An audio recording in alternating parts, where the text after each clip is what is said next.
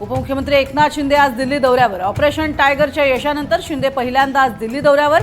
केंद्रीय मंत्रिमंडळ विस्ताराच्या चर्चेमुळे दौऱ्याला महत्त्व। आज राज्य मंत्रिमंडळाची बैठक। शेतकरी कर्जमाफीसह बोगस बियाण्यांच्या मुद्द्यावर चर्चा होण्याची शक्यता। पावसानं पाठ फिरवल्यानं भाज्यांची आवक घटली। भाज्यांचे दरही किलोमागे 20 ते 30 रुपयांनी वाढले।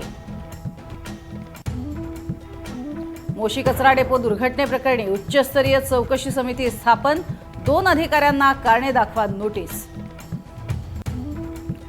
मनसेचं शिष्टमंडळ आज एसआर संदर्भात मुख्य निवडणूक अधिकाऱ्यांची भेट घेणार।